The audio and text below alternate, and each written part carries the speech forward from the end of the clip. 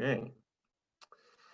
Well, hello everybody, and welcome to the Youth Wildlife Conservation Experience. This is the presentation from the National Wild Turkey Federation, and my name is John Motoviloff. I'm the Recruitment, Retention, and Reactivation Coordinator for NWTF.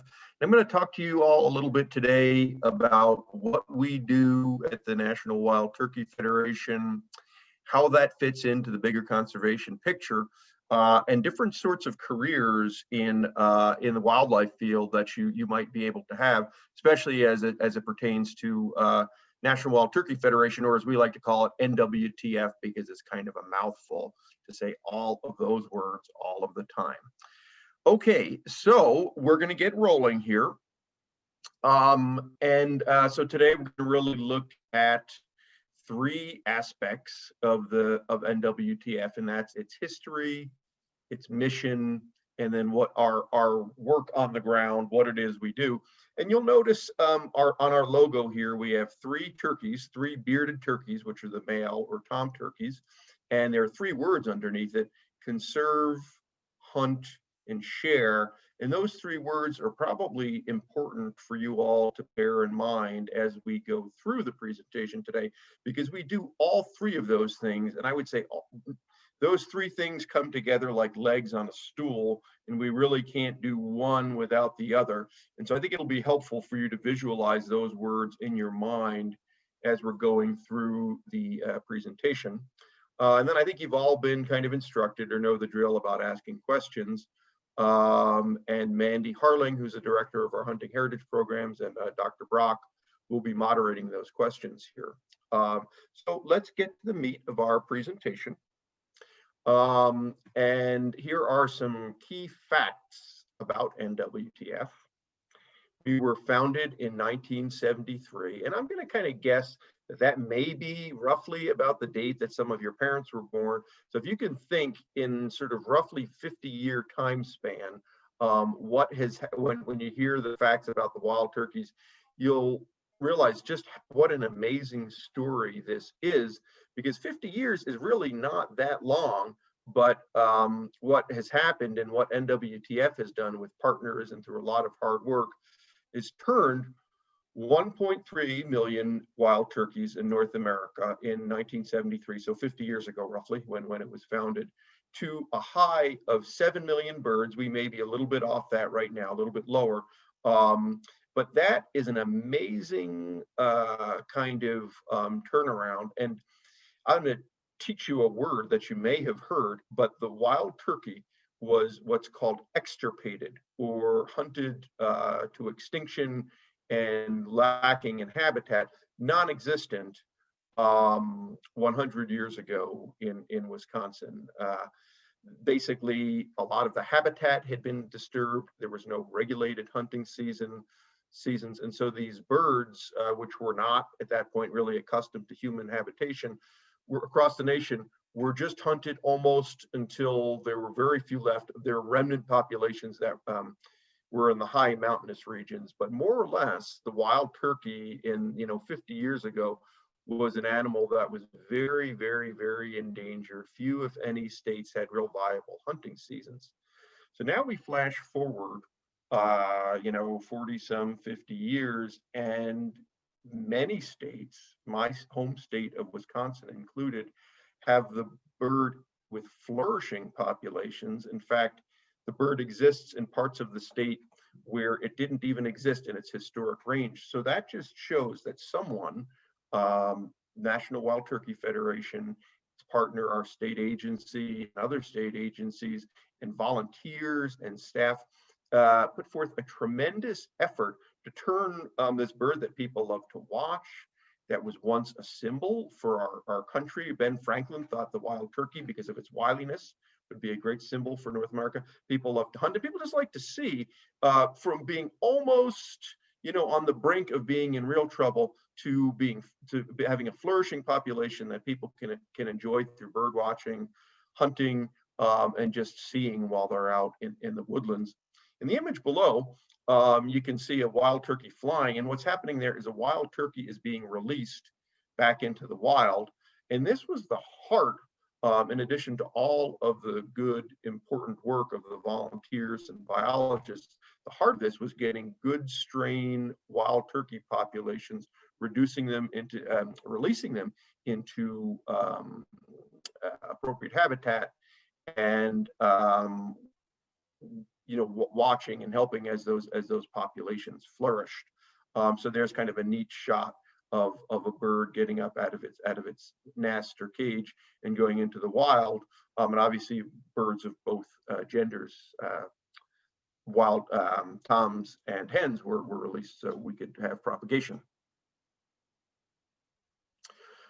So as an organization, just like you as students, we have goals, and we have some big lofty goals, just like you might have goals of going to college or making A's, or maybe if you're on a track team running the mile in a certain length, or maybe having a certain number of baskets. We have goals as an organization, and it's very important both as an organization and as a student to have goals, because these are the things that motivate us. They keep us on track and they keep us accountable. And without goals, everyone tends to wander around a little bit.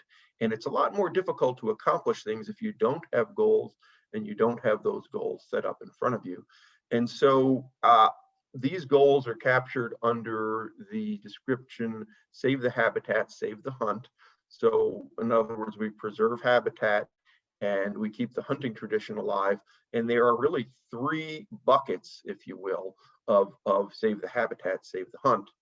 And what I have is the first figure, which we've set for ourselves as our goal 10 years ago.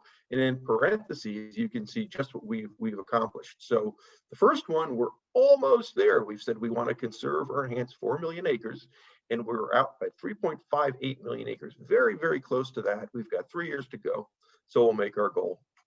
The next bucket is recruiting new hunters. That's what I do, and that we'll talk about that a little bit later. But hunters are important because they're an essential source of revenue to help fund conservation. So whether or not you're a hunter, hunters are important because hunter license dollars and the proceeds that come from them pay for about 80% of conservation. So we have this goal of recruiting 1.5 million, new hunters over 10 years, and we have already exceeded that goal. So we're really doing well on that, but there's still a lot of important work to be done. And then also opening up access for hunting to basically 500,000 acres. And you can see that we've surpassed that goal again. So this is, again, through a lot of hard work through our volunteers, through our staff, and through our partners, making these goals happen. And again, you can sort of see there's sort of three levels at work here, relating to conservation on the ground, recruiting new hunters, and then opening up access. Okay. Next slide. We do a lot of different things at the National Wild Turkey Federation, and I know this is a bit of a crowded slide, but sometimes it's useful to envision things that are related in one chunk. And so here on this kind of crowded slide, you can see most, if not all, of the things that we do. So on the far left, you see our programs, and some of you may even know some of these programs. JAKES, Women in the Outdoors, and Wheel and Sportsman. These are our outreach programs. These are the programs through which we make new hunters and new hunting families. And again, that's the department that I work in. And Women in the Outdoors is a program devoted to women who want to learn outdoor skills. Wheel and Sportsman is for people who are mobility challenged in wheelchairs. And so we help get them out for hunting. And JAKES is both the name for a young male turkey. Some of you may know that. And it's also an acronym. And an acronym is a word that stands, whose letters stand for, it's an abbreviation in a sense. So juniors acquiring knowledge and ethics through sportsmanship. So that's what JAKES means. And again, some of you might have even participated in JAKES programs. And here are two magazines, and the one on the right is JAKES Country, so that's the publication for JAKES, and you may have seen that. May have also seen the Turkey Country magazine, and I do a little bit of writing for that magazine, and here it's all things related to the wild turkey, how to cook it, how to clean it, how to hunt for it, what kind of dogs to use, what kind of shotgun loads to use, what kind of blinds to use, just about everything you can imagine, and some really good kind of stories of all stripes. And then as you go along to the right here, there are banquets, and our banquets are our main fundraising arm. And so all the programs that we put on the ground come from proceeds that we get at these banquets. So things that are sold like guns and blinds and hunting trips, and from the profits that we get from these, we get to fund conservation. And then as you move down from there, we have a complex in South Carolina where the National Wild Turkey Federation is headquartered, where there's a museum, outdoor education center, and a shooting complex. And so that's where the Federation is housed. And then finally, not the least important, are our biologists.